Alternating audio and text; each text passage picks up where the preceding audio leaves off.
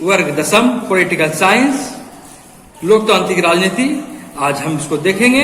इसका पहला अध्याय है सत्ता की साझेदारी।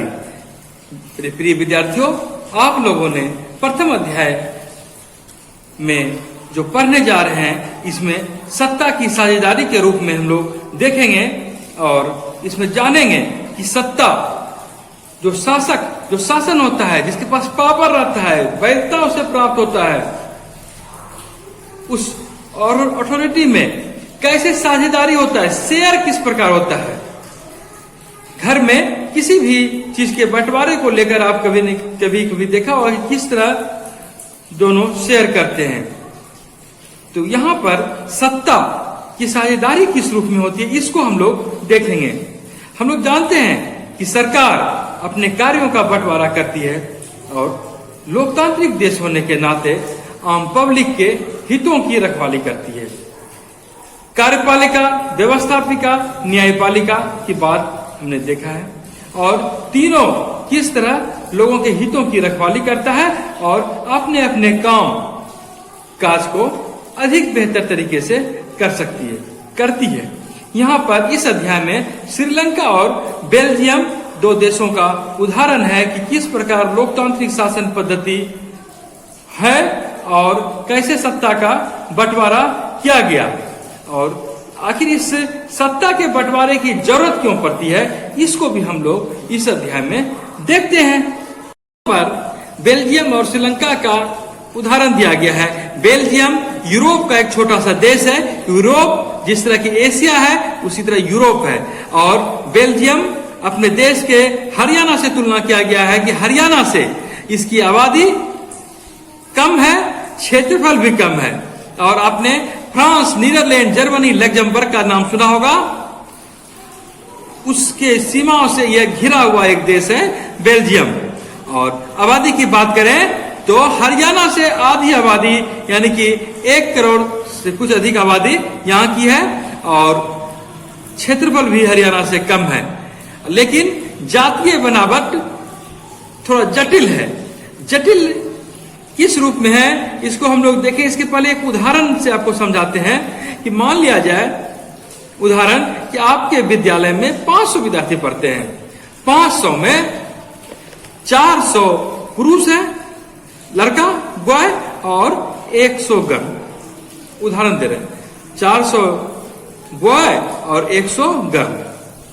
लेकिन जब आप यहां पर आपको लगता होगा कि इस विद्यालय में लड़के अधिक पढ़ते हैं, वहीं जब आप अपने क्लास में देखते हैं तो वहां स्थिति भिन्न दिखती है। भिन्न किस रूप में दिखती है कि आपके क्लास में यदि कुल मिला के 70 विद्यार्थी है तो उसमें 50 गर्ल है और 20 बॉय है। यहां पर आपको लगता होगा, आप अपने जब क्लास जाते होंगे तो वहां पर लगता होगा कि लड़कियां ज्यादा है। वहीं स्कूल के रूप में वहां देखते होंगे कि लड़के ज्यादा हैं। अब आपको कभी कभी समझ में नहीं आता होगा कि ज्यादा कौन है। तो कुछ ऐसी ही स्थिति बेल्जियम की रही और वहां किस रूप में रही, इसको हम लोग देखें तो कुल आबादी में से 59% हिस्सा जो है वहां फ्लेमिश इलाके में रहता है। 59% हिस्सा कहां रहता है? फ्लेमिश इलाके में। और 40% लोग बेलोनिया क्षेत्र में रहते हैं और फ्रेंच बोलते हैं। जो 40% लोग हैं वो फ्रेंच बोलते हैं, देखिए। और लेकिन राजधानी ब्रुसेल्स में यहां 40% लोग फ्रेंच बोलते हैं, लेकिन राजधानी बेल्जियम की राजधानी ब्रुसेल्स, वहां 80% लोग फ्रेंच बोलते हैं। इधर 40 बोलते हैं लेकिन वहां 80% ज्यादातर बोलने वालों भाषा फ्रेंच बोलते हैं, देखिए। और 20% लोग ही वहां डच भाषा बोलते हैं। तो उस हिसाब से वहां पे लगता होगा कि डच अल्पसंख्यक हो जाता है, फ्रेंच बहुसंख्यक हो जाता है। लेकिन अब देखिए यहाँ पर अल्पसंख्यक फ्रेंच भाषाभाषी लोग तुलनात्मक रूप से ज्यादा समृद्ध और ताकतवर है। वो कम है लेकिन वे ताकतवर अधिक है। बहुत बाद में जाकर आर्थिक विकास और शिक्षा का लाभ पाने वाले डच भाषी लोग की वो इससे जो है नाराजगी थी। और 1950-60 के दशक में वहां क्या हुआ, फ्रेंच बोलने वाले और डच बोलने वालों के बीच काफी अधिक तनाव हो गया। दोनों समुदाय में जो है तीखा संघर्ष हुआ, ब्रुसेल्स में काफी तीखा संघर्ष देखा गया और यह एक तरह की बहुत ही महत्वपूर्ण समस्या के रूप में उभरी। डच बोलने वाले लोग की संख्या के हिसाब से तो वे अपेक्षाकृत ज्यादा थे, लेकिन धन और समृद्धि के मामले में वे कमजोर थे। यहां पर इस चित्र को अगर आप देखें तो आप समझ सकते हैं कि किस तरह के बेल्जियम की स्थिति है। तो सबसे पहले देखें, पूरे मानचित्र में बीच में हल्का पीला येलो कलर, ऑरेंज कलर का जो है वो ब्रुसेल्स है, वो राजधानी का क्षेत्र है। इसके बाद जितना रेड कलर में आप देख रहे हैं वो बेलोन है और वहां फ्रेंच भाषाभाषी के लोग हैं। उसके बाद जितना ये पीला कलर का देख रहे हैं, हरा कलर का, ये फ्लेमिश है और ये डच भाषा है। और लाइनिंग जो पूर्वी किनारे पर देख रहे हैं आप 1% लोग, वे लोग जर्मन भाषाभाषी के हैं। अब यहां पर हम श्रीलंका की स्थिति देखें। श्रीलंका कहाँ है तो आपने देखा होगा कि भारत के दक्षिणी किनारे में तमिलनाडु है, उसके आगे द्वीप के रूप में आपको श्रीलंका छोटा सा मिलेगा। वह एक द्वीपीय देश है और वह तमिलनाडु से दक्षिण की दूरी में है। इसके बाद यहाँ की आबादी 2 करोड़ है और श्रीलंका की आबादी में भी कई जातीय समूह के लोग रहते हैं और सबसे प्रमुख सामाजिक समूह जो है सिंहली का है। सिंहली समुदाय वहाँ अधिक संख्या में है और सिंहली समुदाय की आबादी वहाँ 74% है। सिंहली समुदाय की आबादी वहाँ 74% है। उसके बाद फिर उससे कम तमिल का स्थान आता है और तमिल का आबादी 18% मात्र है। और यहाँ पर यदि तमिल में देखें तो उसमें भी जो है 2 तरह के तमिल पाए जाते हैं। एक श्रीलंकाई मूल के जो श्रीलंका के हैं और दूसरा तमिल हिंदुस्तानी मूल के हैं। और हिंदुस्तानी मूल कैसे हुए तो जब भारत गुलाम था औपनिवेशिक शासनकाल में, तो वहां बगान में काम करने के लिए भारत से लोग ले जाए जाते थे और ये उन्हीं लोग की संतान है। और यदि हम श्रीलंका को देखें तो हम पाएंगे कि तमिल मुख्य रूप से उत्तर और पूर्वी प्रांत में रहते हैं, निवास करते हैं। और अधिकतर वहीं देखिए, अधिकतर सिंहली भाषी लोग बौद्ध हैं। जितना भी सिंहली है उसमें अधिकांश कौन है, बौद्ध धर्मावलंबी हैं। जबकि तमिल भाषाभाषी जो बोलते हैं उसमें हिंदू है और कुछ मुसलमान है। श्रीलंका की आबादी में ईसाई लोग भी हैं और 7% कौन है, 7% ईसाई हैं। और सिंहली और वो ईसाई सिंहली भी बोलते हैं और तमिल भी बोलते हैं। ये उदाहरण आपको बताता है कि किस प्रकार की वहां सामाजिक बनावटें हैं। तो यहां पर अब देखने वाली बात यह है कि जैसे देखिए, बेल्जियम में डच भाषा बोलने वाले संख्या की अधिक थे और ये फ्रेंच भाषा जो कम थे, तो उस पर जो है जबरदस्ती थोप सकते थे कि तुमको यही भाषा बोलना है। और अगर ऐसा होता तो क्या होता, उनके बीच लड़ाई और अधिक बढ़ जाती और ऐसा होता कि देश में और अधिक संघर्ष की स्थिति होती, देश बढ़ता। लेकिन फिर क्या होता, ब्रुसेल्स बेल्जियम की राजधानी है, दोनों पक्ष वहां पर अपना अपना दावा ठोकते। श्रीलंका की बात करें तो सिंहली आबादी का बहुमत है, बहुत ज्यादा है और वे लोग मुल्क में अपनी मनमानी चला सकते थे। लेकिन अब हम यहां पर आगे देखते हैं कि आखिर दोनों देशों में हुआ क्या क्या। तो अब हम देखते हैं कि श्रीलंका में बहुसंख्यकवाद। तो आप जान लें कि 1948 में श्रीलंका एक स्वतंत्र राष्ट्र बनता है, 1948 में। और सिंहली समुदाय चूंकि वहां बहुसंख्यक के रूप में थे और उन्होंने चाहा कि वे वहां पर प्रभुत्व जमाए, अपनी अधीनता में सबों को रखें। और इस वजह से क्या हुआ, लोकतांत्रिक रूप से निर्वाचित सरकार ने सिंहली जो समुदाय बहुसंख्यक के रूप में थे, उनकी प्रभुता कायम रहे, इसके लिए बहुसंख्यक परस्ती के कई कदम उठाए तक जिससे कि बहुसंख्यक को ही लाभ हो। और 1956 में एक नया कानून वहां बनता है, उसमें तमिल को दरकिनार कर दिया, तमिल को इग्नोर करके जो सिंहली समुदाय थे उनकी भाषा को राजभाषा घोषित कर दिया और विश्वविद्यालय एवं सरकारी नौकरियों में सिंहली को ही प्राथमिकता देने की नीति अपनाई गई। और इस नए संविधान में यह भी प्रावधान किया गया कि बौद्ध मतों को सरकारी स्तर पर संरक्षण दिया जाए। जैसे कि अपना देश है धर्मनिरपेक्ष देश है, यहाँ किसी भी धर्म को सरकारी स्तर पर संरक्षण नहीं दिया जाता है, ऐसा कहीं कानून में नहीं है, लेकिन वहां बौद्ध धर्मों को संरक्षण देने की बात कही जाने लगी। और कई नीति बने जिससे कि सरकारी फैसले में लगा कि जो है सिंहली को तवज्जो दे रहा है, उसको महत्व दे रहा है, लेकिन तमिल को महत्व नहीं दे रहा है। इससे तमिल लोगों में नाराजगी बढ़ी, शासन के प्रति दूरी बढ़ी और बौद्ध धर्मावलंबी को सिंहलियों के नेतृत्व वाली सारी राजनीतिक पार्टियां उनकी भाषा और संस्कृति को लेकर असंवेदनशील है ऐसा इन लोगों को लगने लगा। उन्हें लगने लगा कि उनका कोई वहां रोल नहीं है और संविधान और सरकार की नीतियां उनके खिलाफ जा रही है, उनके राजनीतिक अधिकारों से उन्हें वंचित करा रही है। नौकरी के कामों में भी जो है सिंहली को ही महत्व दिया जा रहा है, तमिल को महत्व नहीं दिया जा रहा है। इस तरह की बातें वहां होने लगी और लगा कि उनके साथ भेदभाव हो रहा है और उनके हितों की अनदेखी की जा रही है। और इस तरह क्या होता है, श्रीलंका में जातीय समुदाय के बीच ये संबंध बिगड़ते चले जा रहे थे। फलतः क्या होता है, श्रीलंका में तमिल ने अपनी अलग राजनीतिक पार्टी बनाई और तमिल को राजभाषा बनाने, क्षेत्रीय स्तर पर उसे स्वायत्तता देने और कई अधिकार देने के लिए संघर्ष की स्थिति उत्पन्न हुई और उनकी मांगे लगातार बढ़ती चली गई। वहीं से सरकार द्वारा उसकी मांगों को नकारा जाने लगा। 1980 के दशक में उत्तर पूर्वी श्रीलंका में स्वतंत्र तमिलीलम सरकार बनाने की मांग को लेकर अनेक राजनीतिक संगठन बनाए। यहाँ पर आपने लिट्टे का भी नाम सुना होगा, लिबरेशन ऑफ तमिल टाइगर इलम, और उसी के एक नेता थे प्रभाकरन। आपको यदि याद होगा कि राजीव गांधी की हत्या लिट्टे वालों ने ही करवाई थी।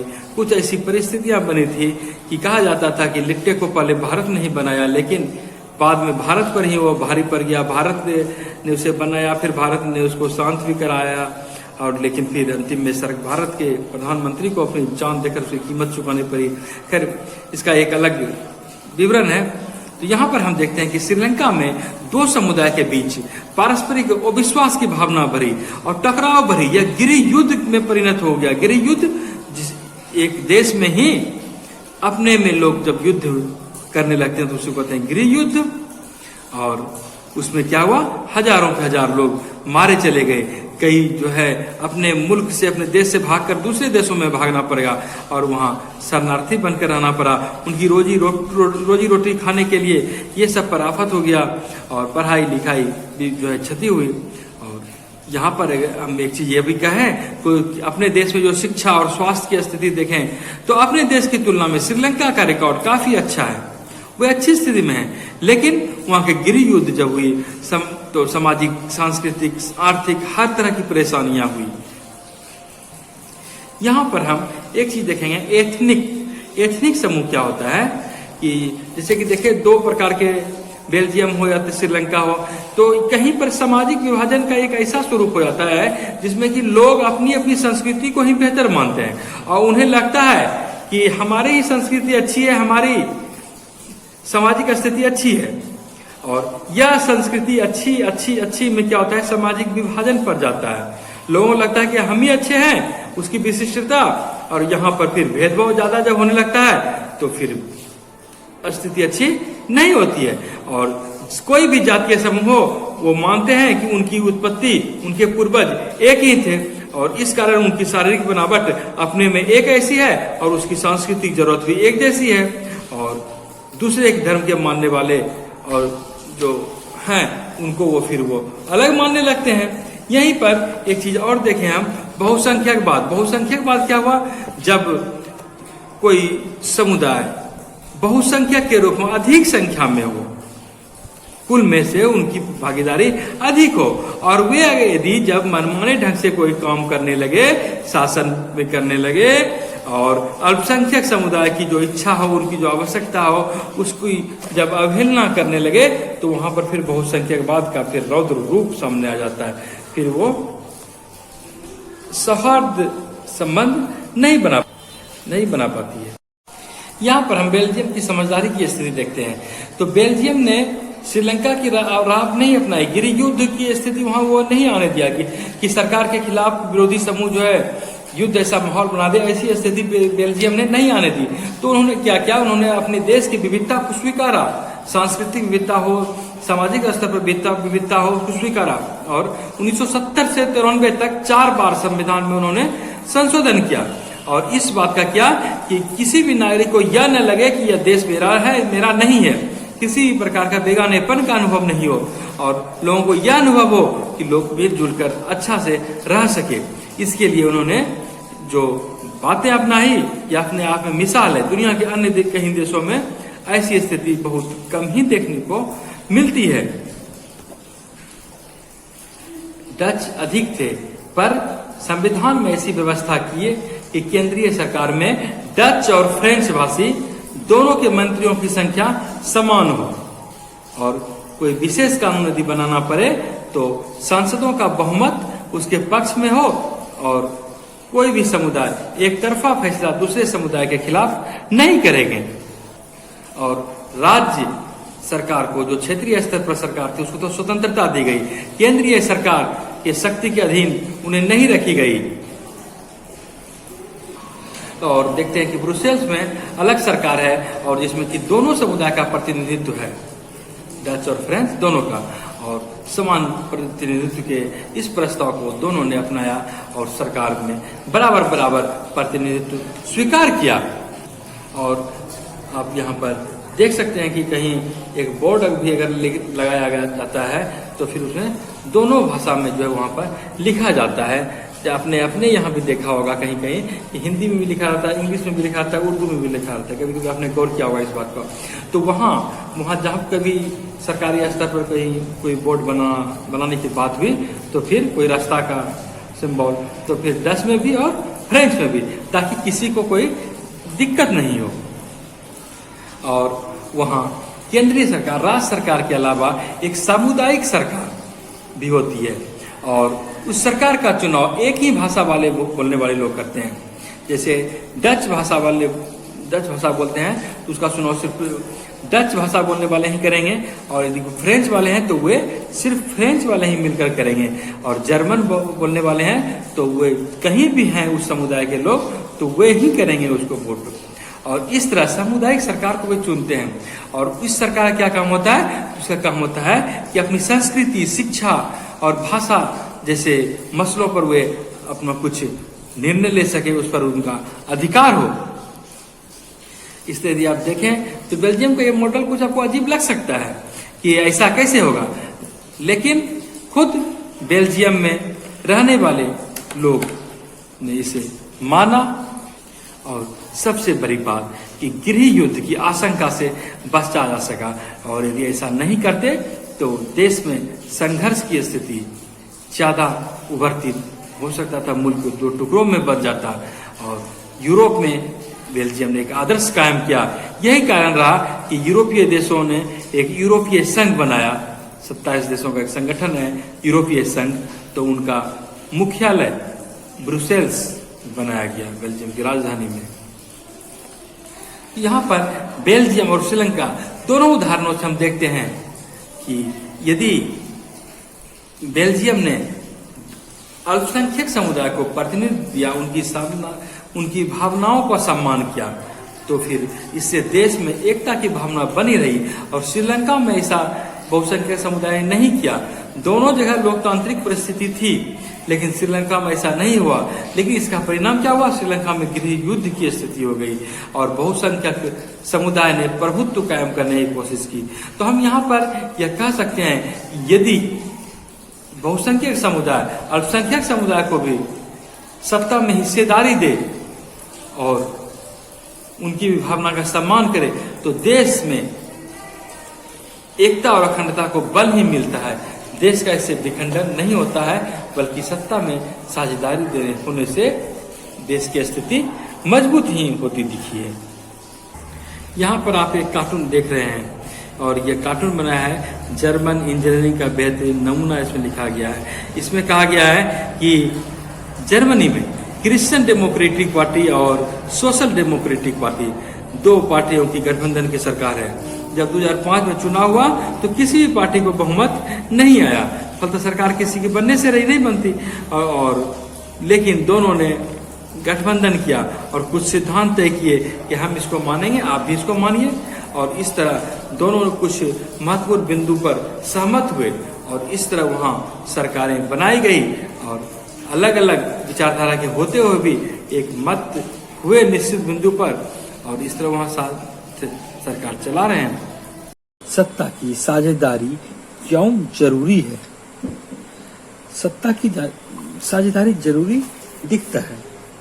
इसमें यद्यपि हम कह सकते हैं कि दो तरह के तर्क दिए जा सकते हैं।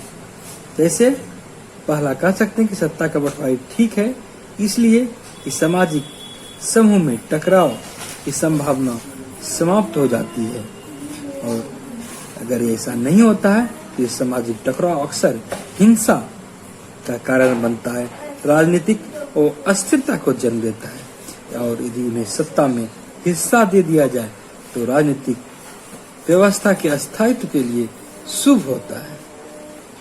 और बहुसंख्यक समुदाय की इच्छा को जबरदस्ती सबों पर थोपना, विशेषकर अल्पसंख्यक समुदाय पर थोपना तत्कालिक दृष्टि से तो लाभकारी लगता है, लेकिन आगे चलकर देश की एकता अखंडता के लिए घातक सिद्ध हो सकता है। बहुसंख्यक के लिए अल्पसंख्यक परेशानी ही पैदा नहीं करता, अक्सर यह बहुसंख्यकों के लिए बर्बादी का भी कारण बन जाता है। वहीं यदि उसे सत्ता में हिस्सेदारी मिल जाती है, साझेदारी मिल जाती है, तो वे फिर अपना किसी भी तरह की नकारात्मक बातें को ही समाप्त कर बैठते हैं। लोकतांत्रिक व्यवस्थाओं के लिए सत्ता का बंटवारा इसलिए भी ठीक हो जाता है क्योंकि लोकतंत्र की मूल आत्मा ही है कि सबों को लेकर चलना, सबों की विचार, सबों की अभिव्यक्ति, सबों की इच्छा का सम्मान करना।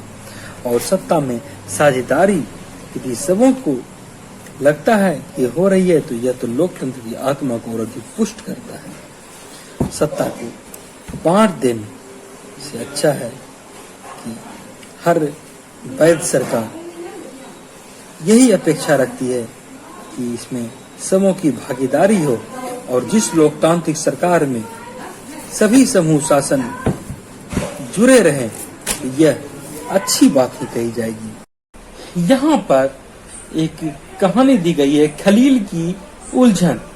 इसमें विक्रम बेताल की कहानी है। विक्रम बाइक चला रहा है, बेताल उसके पीछे बैठा है पीठ पर, और बेताल को लगता है कि कहीं उसे नींद ना आ जाए, इसलिए वो कहानी सुना रहा है।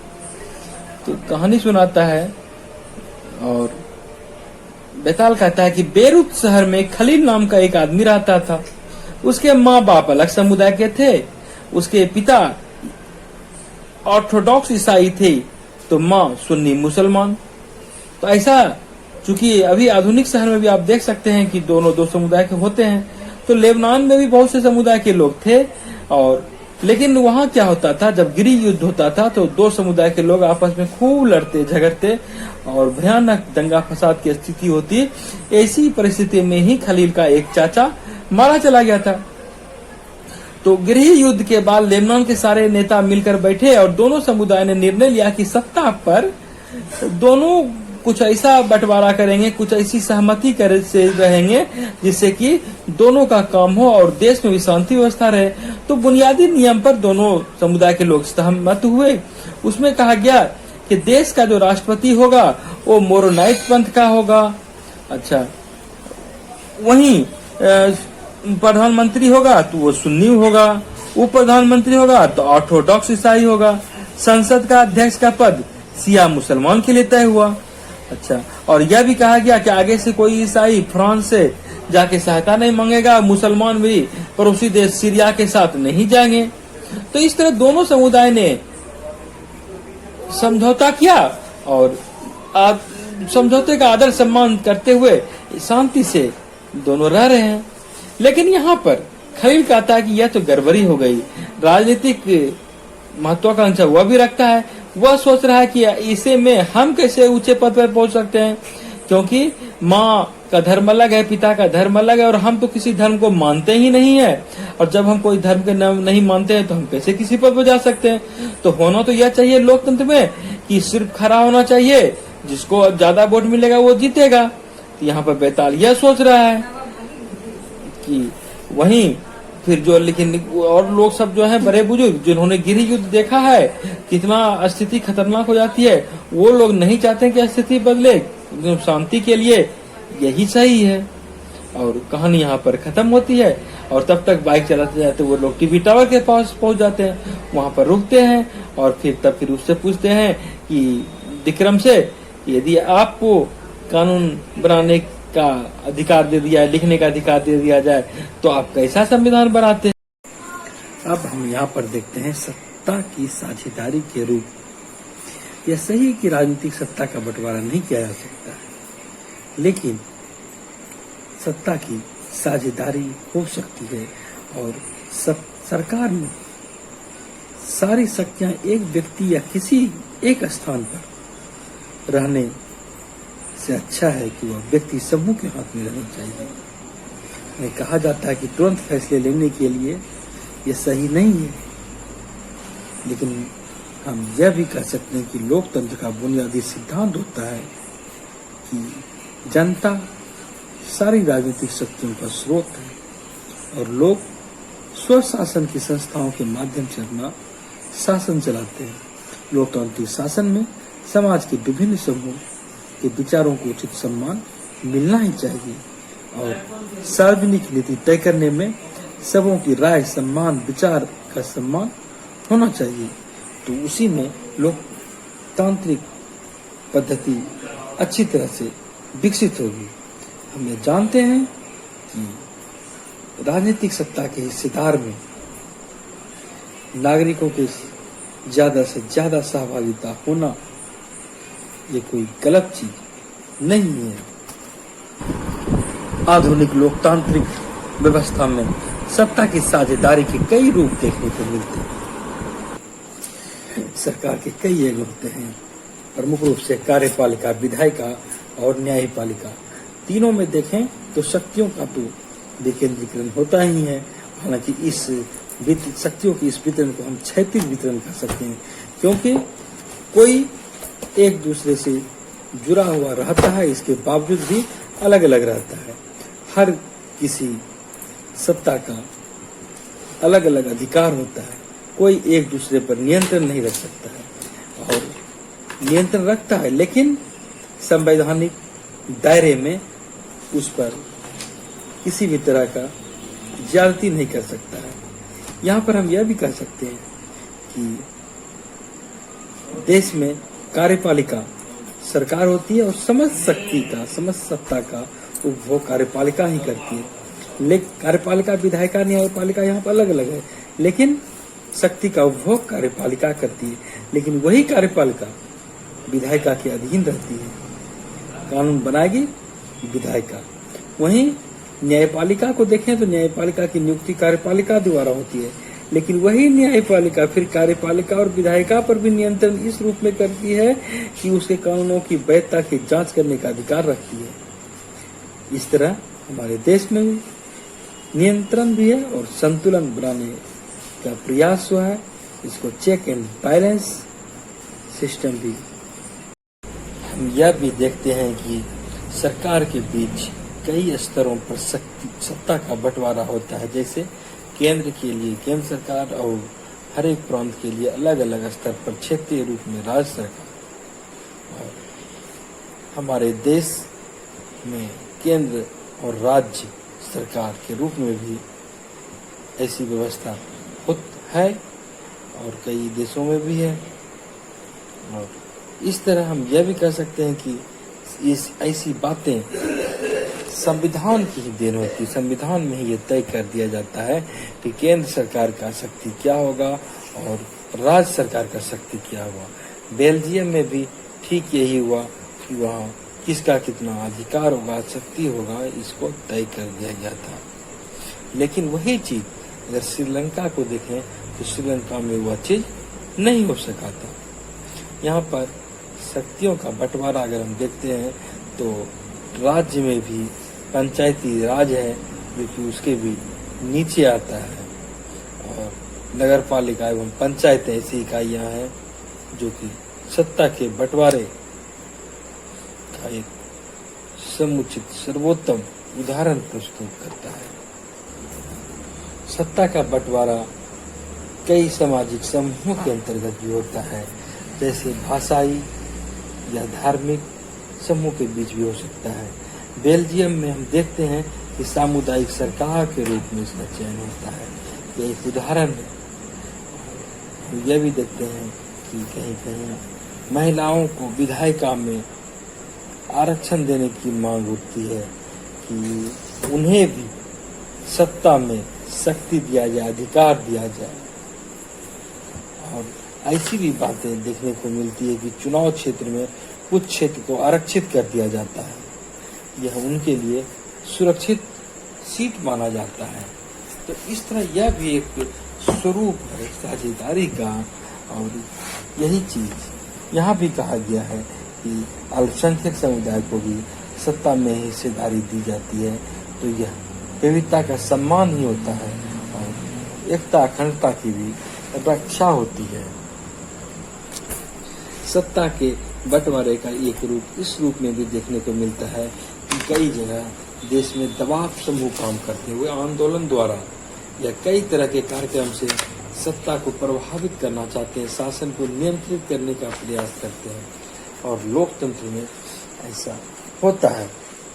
और यह भी देखते हैं कि कई बार सत्ता के लिए कई पार्टियां आपस में प्रतिस्पर्धा करती है और यह सुनिश्चित करती है कि सत्ता किसी एक व्यक्ति के हाथ में न रहे।